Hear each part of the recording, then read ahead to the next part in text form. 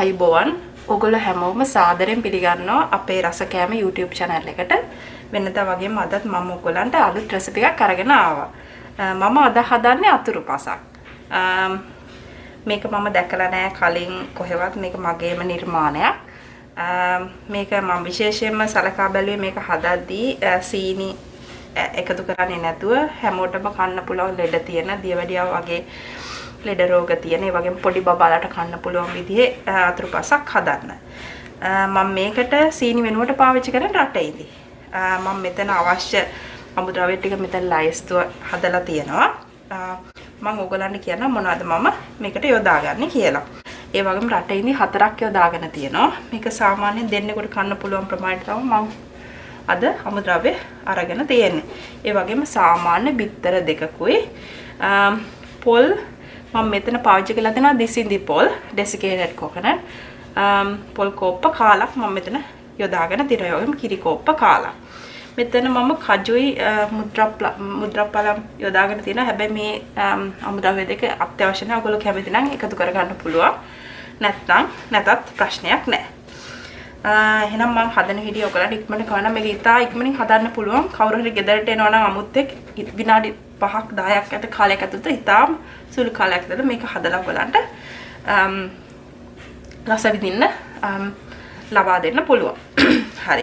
දැන් මම මුලින්ම කරන්නේ මගේ දෙන්න කප් එක අරගෙන මේකට මගේ බිත්තර දෙක දානවා. ඊට පස්සේ මගේ මේ රට ඉඳිවල මම ඇට අයින් කරලා තියෙන්නේ. ඇට අයින් කරපු රට ඉදි මේකට දානවා. ඊට පස්සේ කිරි ටික දානවා. දැන් මම කරන්නේ මේ හැම අමුද්‍රව්‍ය තුන එකට මම බ්ලෙන්ඩ් එකේ බ්ලෙන්ඩ් කරගන්න එක.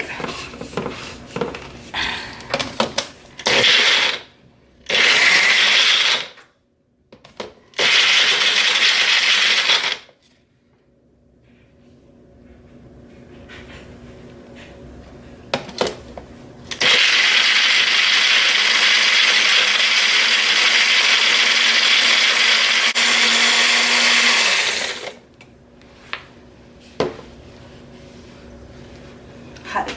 දැන් ඉන්ග්‍රීඩියන්ට් ටික අපි ඔක්කොම එකට බ්ලෙන්ඩ් කරගත්තා. ඊට පස්සේ මම මේකට කරන්නේ අපි මේකට පාවිච්චි කරනවා අපේ අනිත් අමුද්‍රව්‍ය ටික.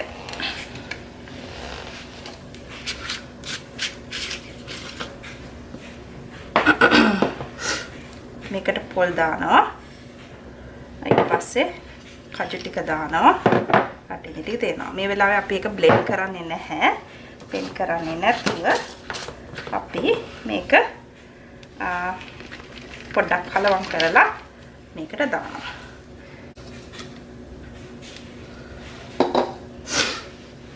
ඔයාලට ඉතින් පාවිච්චි කරලා මම පොඩ්ඩක් මේක කලවම් කරගන්නවා. එහෙම අවශ්‍ය වෙන්නේ නැහැ.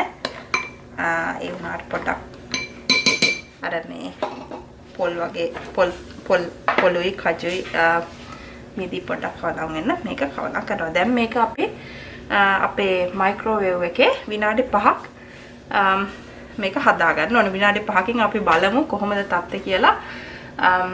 බලලා ටූත් පික් එකක් දාලා ඒක මේ ඇලෙන්නේ නැත්නම් අපි ඒක අමුතන් පිළිගන්නන්න ලෑස්ති. නැත්නම් ඇලෙනවා වගේ නම් අපි තව පොඩ්ඩක් විනාඩි 2ක් තව ඇඩ් කරගමු. හරි. එහෙනම් මම ඔයගලට පෙන්නන්නම් මම කොහොමද මයික්‍රෝවේව් එකේ මේක උයාගන්නේ කියලා. මම මයික්‍රෝවේව් එක ඇතුළේ මේක දාලා මේක විනාඩි 5ක් උයා ගන්නවා. දැන් ආයෙ මම විනාඩි 5කින් ඕගොල්ලෝ හම්බ වෙන්නේ නැත්නම් මේකේ තත්ත්වය කොහොමද කියලා තේරෙනවා.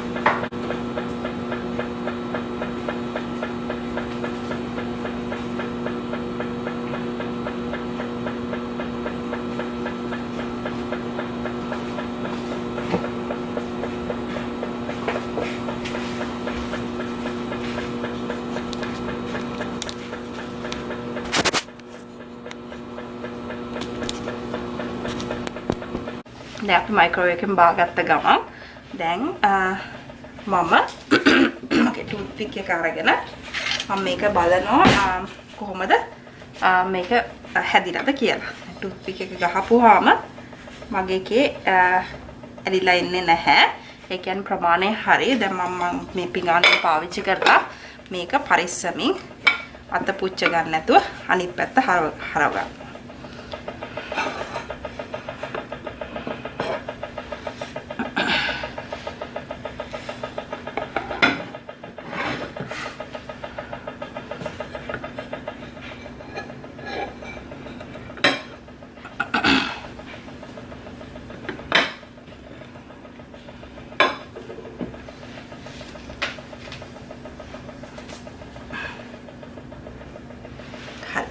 දැන් මේක තමයි අපේ පුඩින් එක.